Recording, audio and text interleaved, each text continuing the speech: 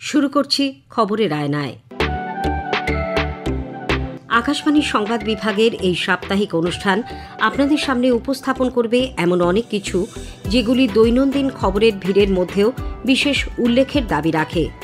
ব্যতিক্রমী অনেক ঘটনা সময়াভাবে উপযুক্ত মাত্রায় পরিবেশন করা সম্ভব হয় না। আবার বেশ কিছু ঘটনাও নানান কারণে সবার চোখ এড়িয়ে যায়। এমন নানান রঙের মালায় গাঁথা এক অনুপম উপহারই হল খবরের আয়নায়।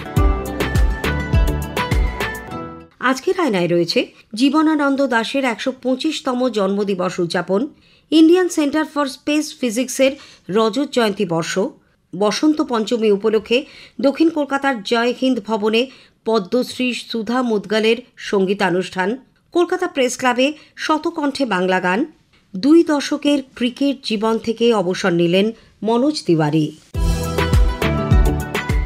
রবীন্দ্রোত্তর যুগের অন্যতম শ্রেষ্ঠ কবি জীবনানন্দ দাশের ১২৫তম জন্মদিন উদযাপিত হল এ মাসের ১৭ তারিখে। বাংলা কবিতার এক বিশেষ ধারা তাঁর লেখনীতে প্রতিষ্ঠা পেয়েছিল। মা কুসুম কুমারী দেবীর সাহচর্যই তাঁর কবি হয়ে ওঠার পেছনে মুখ্য প্রেরণা হিসেবে কাজ করেছিল। সমকালীন সময়ে তাঁর কবিতা নানানভাবে সমালোচিত হলেও পরবর্তীতে বাংলা পাঠক মহলে তিনি কবিতার উজ্জ্বল নক্ষত্র হিসেবে সমাদৃত হন। ইতিহাস চেতনা, প্রকৃতি, নির্জনতা তাঁর কবিতায় সমকালীন সময়ে নতুন ভঙ্গিতে উপস্থাপিত হয়। কবি অধ্যাপক অভিক মজুমদার তাঁর প্রতি শ্রদ্ধা জানাতে গিয়ে আকাশবাণীকে বলেন, জীবনানন্দ দাশ তাঁর কবিতায় সাঙ্গীতিক ধরনের মধ্যে দিয়ে স্পর্শ করতে চেয়েছেন জীবনের নানান অভিজ্ঞতার স্মৃতি এবং আমাদের দূরচারী স্বপ্নগুলিকে। তার ভাষা এবং বিষয় বারবার স্পর্শ করতে চাইছিল পরাবাস্তব বা সিরিয়ালিজমকে।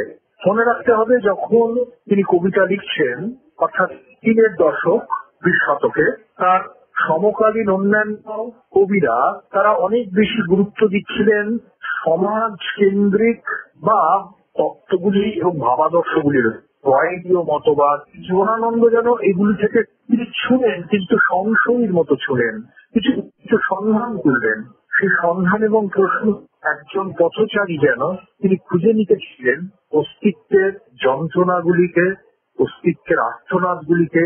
প্রশ্ন এই আর্তনাদ শব্দটি বোধহয় জীবনানন্দ সবচেয়ে গুরুত্বপূর্ণ ব্যক্তির দস্তখত।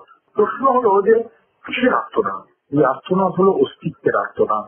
এই আর্তনাদ হলো সমাজ এবং বাস্তবতার চাপে চিত হয়ে যাওয়া একজন অত্যন্ত অনুভূতিশীল মানুষের আর্তনাদ। বাংলা কবিতায় আজকে তার ১২৫ বছর, মৃত্যু হয়ে গেছে ৭০ বছর। তিনি অতিজীবিত হয়ে আছেন এই ২০২৪-এও। প্রত্যেক মুহূর্তে চিত্র ভাষা এবং চিত্রভাষ্যে তিনি আমাদের সংকট এবং সমস্যা তিনি আগে থেকেই সামনে এই প্রশ্নগুলির সামনে দাঁড় করিয়ে দেন। যিনি চলে গেছেন ৫৪ সালে, অন্যদিকে তিনি শিখিয়ে নিজস্ব পথ সন্ধান করাটা জরুরি।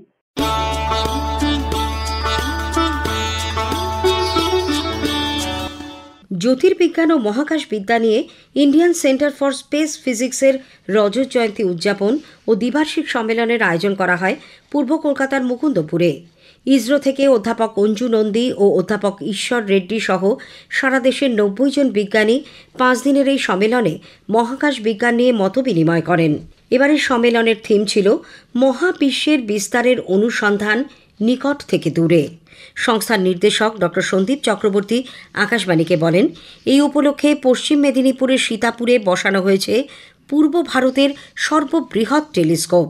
ভারতবর্ষের স্বাধীনতার আগে আমাদের এখান থেকেই কিন্তু সমস্ত মেঘনাথ সাহা, সত্যেন বোস, আপনারা জানেন জগদীশচন্দ্র বোস, যত বড় বড় বিজ্ঞান এখানে হতো কলকাতাতে, সিবি রমন ওনার কাজও কিন্তু কলকাতাতে বসেই করেছিলেন। অর্থাৎ প্রি ইন্ডিপেন্ডেন্স এরা, এটা একটা গোল্ডেন এজ ছিল। সেখানে এমনকি আমাদের শিশির কুমার মিত্র, এরা institute of radio physics electronics করেছিলেন।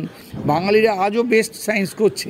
দেখলাম যে কলকাতায় যদি আমরা ইনস্টিটিউট করি, ছাত্রদের তাহলে আর কলকাতা ছেড়ে বাইরে যেতে হয় না। এরকম একটা কাজ করা তো খুব সহজ ব্যাপার নয়। তো কিভাবে সম্ভব হলো এরকম একটা সংস্থাকে এরকম জায়গায় নিয়ে আসা? পশ্চিমবঙ্গ গভর্নমেন্ট আমাদের প্রচুর সাপোর্ট করেছে। এই জমিটা দিয়েছে 2003 সালে, আজ কমপ্লিট হয়েছে। ইসরো আমাদেরকে গোড়ার দিকে প্রচুর সাপোর্টও করেছে এবং এমনকি আমরা আমাদের এখান থেকে পেলোডও তৈরি করেছি, যেটা রাশিয়ান স্যাটেলাইটে গেছে। 50 বছর পূর্তি উপলক্ষে স্পুটনিকের দেখলাম যে স্পুটনিক সামান্য একটা ছোট যন্ত্র, অথচ তাতেই রাশিয়া কিন্তু এগিয়ে গেছে। সেইটাকে আসার পরে আমার মাথায় এলো যে আমাদের ইন্ডিপেন্ডেন্ট একটা স্পেস প্রোগ্রাম করব, এবং সেই থেকে আমরা বেলুনে করে যন্ত্র আকাশে ওড়াতে শুরু করলাম। প্রায় 42 কিলোমিটার অবধি যায়, ডেটা নিয়ে ফিরে আসে, এবং সেই ডেটাতে কিন্তু লোকেরা পিএইচডিও পাচ্ছে। এবং এই রকমের ইনস্টিটিউশন আরও যদি 7খানাও থাকে, তারাও স্যাচুরেটেড হয়ে যাবে। কলকাতায় এত কাজ করার মতো পরিবেশ আছে, একটা এন্টায়ার নেশন জুড়ে একটা কানেক্টিভিটি হবে, এবং আমি শিওর এটা খুব সাকসেসফুল হবে। এখনো পর্যন্ত কতগুলো জায়গায় আপনারা এই প্রতিষ্ঠানের অন্যান্য উইংস চালু করেছেন? অবজারভেশনাল উইং কিন্তু কলকাতার বাইরে সীতাপুরে প্রত্যন্ত গ্রাম, অথচ অন্ধকার, প্রচণ্ড সুন্দর আকাশ। সেখানে আমরা 24 ইঞ্চি টেলিস্কোপ কিনেছি, সেটাও ওয়েস্ট বেঙ্গল গভর্নমেন্ট আমাদের সাপোর্ট করেছেন। টেলিস্কোপটার নাম কিন্তু বৈশিষ্ট্য। একটা 10 ইঞ্চি আছে, তার নাম অরুন্ধতী। আরেকটা যেটা করছি, আমরা বেলুনে করে যে যন্ত্রগুলো পাঠাই, আমরা সিউড়িতে গিয়ে করছি। অলরেডি আমরা 115 বার কিন্তু যন্ত্র আকাশে পাঠিয়েছি। খুব অল্প খরচে আমরা করি, এবং ওয়ার্ল্ডের মধ্যে আমরা এক্সপার্ট। প্রায় 7-8খানা যন্ত্র একসঙ্গে যায়, 5-6 কিলোগ্রামের বেশি আমরা পাঠাতে পারি না। ইসরো যেমন 400-500 কিলোগ্রামের জিনিস পাঠায়, আমরা 5-6 কিলোগ্রাম করে পাঠাই। কিন্তু ইসরোর অনেকগুলো পেলোড যেমন পাঠায়, আমরা এক একটা পেলোড পাঠাই এক সঙ্গে। মনে করুন যন্ত্রটা মেন কাজ যেটা হচ্ছে এক্স-রে ডিটেকশন। এই যে আজকে আদিত্য এল1 যে হেলিওস আছে, তারও কাজ যেমন এক্স-রে ডিটেকশন সূর্য থেকে, আমরা কিন্তু এক্স্যাক্টলি সেম যন্ত্র পাঠাচ্ছি। আমাদের কেসে কিন্তু টার্ন অ্যারাউন্ড টাইম হচ্ছে 3 মাস 4 মাস। 4 মাস পরে কিন্তু সে পেলোড বানাতে শিখে যাবে, তার পেলোড আকাশে যাবে, ডেটা নিয়ে আসবে। একটা মহাকাশ বিষয়ক মিউজিয়ামও তো করেছেন আপনারা। যারা পায়োনিয়ার, বেলুনের পায়োনিয়ার, রকেটের পায়োনিয়ার, তারা কিন্তু কলকাতারই লোক ছিলেন। 1889 সালে রামচন্দ্র চ্যাটার্জি কলকাতা থেকেই বেলুন পাঠিয়েছিলেন। তারপরে আমাদের স্টিফেন হেক্টর স্মিথ কলকাতা থেকেই উনি রকেট পাঠিয়েছিলেন 1934 সালে। এই পায়োনিয়ারিং কাজগুলোর কথা কিন্তু আজকাল আর বলা হয় না, যে কারণে আমাদের মিউজিয়ামটা ওনাদের জন্যই আমরা ডেডিকেট করেছি।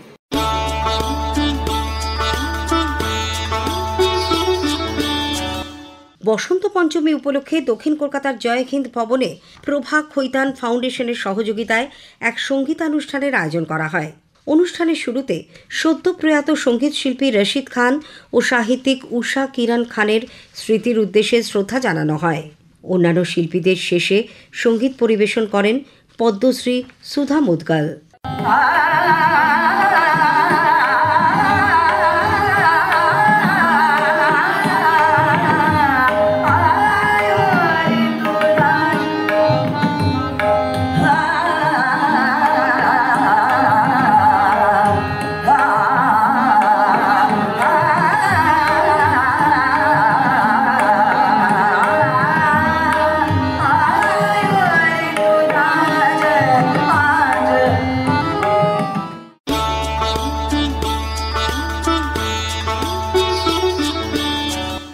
সম্প্রতি কলকাতা প্রেস ক্লাবে মহিতোষ তালুকদার তাপসের তত্ত্বাবধানে পরিবেশিত হল শতকণ্ঠে বাংলা গান।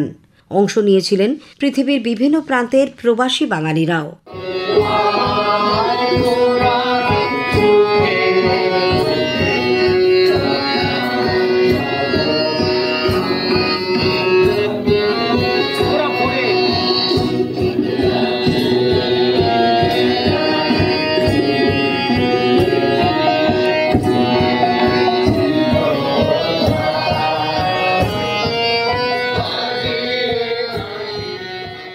শুধুমাত্র বাংলা ভাষা, বাংলার সংস্কৃতির প্রতি দায় থেকেই মার্কিন যুক্তরাষ্ট্র, অস্ট্রেলিয়া, জার্মানি ও বাংলাদেশ এবং ব্রিটেন থেকে সঙ্গীতপ্রেমী মানুষ এতে অংশ নেন। অংশগ্রহণকারীরা আমাদের প্রতিনিধিকে জানালেন নিজেদের খরচেই পৃথিবীর বিভিন্ন প্রান্তে তারা এই অনুষ্ঠানে অংশ নেন। আমার নাম এলি বড়ুয়া, আমি নিউ ইয়র্ক থেকে এসেছি। আমাদের সুরবন্ধনের মূল উদ্দেশ্য হচ্ছে আমরা বাংলা গানকে প্রচার করা, এবং এখনকার নিউ জেনারেশন ছেলেমেয়েরা তো ইংলিশ গান ওরা এইসব গানের দিকে ঝুঁকে পড়ছে। তো আমাদের উদ্দেশ্য একটাই যে আমরা বাংলা গানকে ওদের কাছে উৎসাহিত করে তোলা, এবং সবাইকে দুই বাংলা আমরা একত্রিত হয়ে বাংলা গানকে আমরা নতুনভাবে জাগরিত করে তোলা। গান ভাষার টানেই সবাই ফিরে চলে আসছেন, কেউ কাউকে এখানে জোর করছে না, কেউ কাউকে টাকা দিচ্ছে না। যার যার টাকা, যার যার পকেটে টাকা দিয়ে ওনারা আসছেন। যেমন আমি নিজেও এসেছি আমার নিজের টাকা দিয়ে এবং নিজের খরচে। আজকে প্রায় 3 উইকস আমি এখানে নিউ ইয়র্ক থেকে এসেছি, বাট আমি আমার খরচে আছি। শুভ সন্ধ্যা, আমার নাম বিপুল রয়, অস্ট্রেলিয়ার সিডনিতে আমি থাকি। তাপস ফেসবুকে মেসেজ দিল, আমরা সুরবন্ধন নামে একটা আয়োজন করছি কলকাতাতে, বাংলা গানের জন্য, বাংলা সংস্কৃতির জন্য আমরা সবাই মিলে একসাথে হব। তুই কি আসবি? আমি সীমিত সাধ্যের মধ্যে মনে হলো, জীবন তো একটাই, এই জীবনে আমাদের একজন বাঙালি হিসেবে আমি আসলে তেমন কিছু করিনি, কিন্তু যদি এই অনুষ্ঠানে থাকতে পারি আমার সার্থকতাটা সে জায়গায়। এটা হচ্ছে গিয়ে একটা ধারাবাহিকতা, আরও 10টা লোকের সাথে আমি আমার কাজটা দিয়ে একটা ধাক্কা দিয়ে যাচ্ছি, এবং that's what I am doing. আমাদের ইনিশিয়াল রিহার্সালটা হয় হচ্ছে গিয়ে জুমে, কিন্তু আমরা যে জায়গায় যাচ্ছি সে জায়গায় হচ্ছে গিয়ে প্রথম কয়েকদিন ওই 3-4 দিনের মধ্যেই রিহার্সাল করে নেই এবং সেখান থেকে আমরা শুরু করি। আমরা কেউ কিন্তু প্রথাগত কোনো শিল্পী নই, আমরা সবাই ভালোবাসার টানে একসাথে হয়েছি। রবীন্দ্রনাথ, নজরুল ইসলামের গানের পাশাপাশি তাঁদের পরিবেশনায় ছিল বাংলার লোকসঙ্গীত ও বিদ্রোহের গান।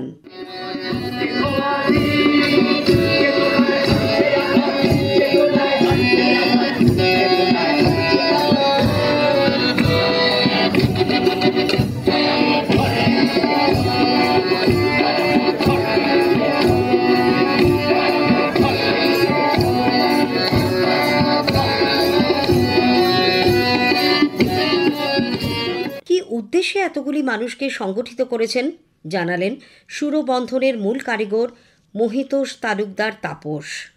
যেই মানুষগুলি ইচ্ছা ছিল কোনোদিন গান করবে, আমি সেই মানুষগুলিরে এইখানে চাই। আবারও বলি, আমরা কেউ শিল্পী না রে ভাই। এবং আমার কাছে যে কত বাচ্চারা মানুষ ইমেল করছে যে দাদা আমার মা তোমার সাথে গান করবে। একজন আমার পোস্টে কমেন্ট করছে যে তাপস বাবু আপনি আমারে বাদ দেন, আমার ছেলের বউরে কিন্তু বাদ দিয়েন না। ভাবেন তো একটু যে এইটাও কিন্তু হয়েছে কিন্তু এখানে এই শহর 50টা ফ্ল্যাট আমরা অফার করছি, দাদা আসেন আপনি আমাদের এখানে থাকবেন। এবং গত 31 তারিখ থেকে আজ পর্যন্ত আমরা কত জায়গায় যে অনুষ্ঠান করলাম এবং সবখানে শতকণ্ঠের অনুষ্ঠান। এটা আমার জন্য, আমাদের সকলের জন্য একটা বিশাল প্রাপ্তি যে আমরা এইরকম একটা প্রতিষ্ঠানে যেটা 1945 সালের এটার সেখানে, তাই না, একটা বিশাল ব্যাপার কিন্তু আমাদের জন্য। একটা সময় তো সবসময় তো আমরাই ছিল, আজকে আমরা না হলে কিন্তু বাংলাদেশের মুক্তিযুদ্ধ হয় না। কিন্তু কি যে সবখানে শুধু আমি আর আমি, এইটা আর ভাল লাগে না।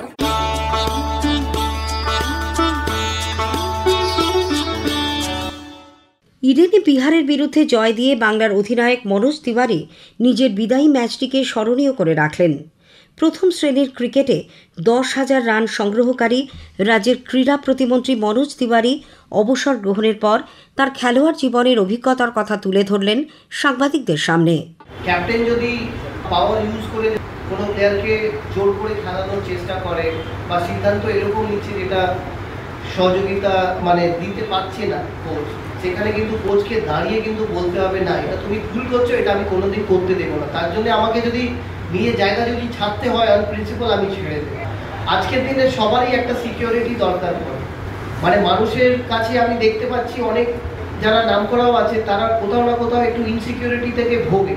তারা এত সহজভাবে এত বড় বড় কন্ট্রাক্ট বলো হাতছাড়া করতে চায় না। কেন এত এন্ড অফ দ্য ডে ওই কন্ট্রাক্ট থেকে টাকা পাওয়া যায়, তো সেটা হাত ছাড়া করতে চায় না। তাই জন্য অনেক সময় চুপ হয়ে থাকতে হয় আর একটু ক্যাপ্টেনের কথা শুনেই এগোতে হয়। আমার মনে হয় কোচের অনেক ইম্পর্টেন্ট রোল হয়, যদি ওই কোচ কিন্তু প্রিন্সিপালে চলে। I want to also request BCCI president and also secretary কি গুরুত্বটা আরও বাড়ানো উচিত রঞ্জি ট্রফির। কেন রঞ্জি ট্রফি থেকেই অনেক প্লেয়াররা উঠে এসছে, আর ইভেনচুয়ালি আজকে আমরা অনেক আনন্দ করছি কি টেস্ট সিরিজ আমরা জিতছি বাড়িতে, বাইরে একটা এত বছর পর একটা সিরিজ জিতলাম, বাট ইভেনচুয়ালি আমরা ওয়ার্ল্ড টেস্ট চ্যাম্পিয়নশিপ জিততে পারছি না। ইভেনচুয়ালি আমাদের ইন্ড রেজাল্ট হচ্ছে আইসিসি ট্রফি আমরা জিততে পারছি না।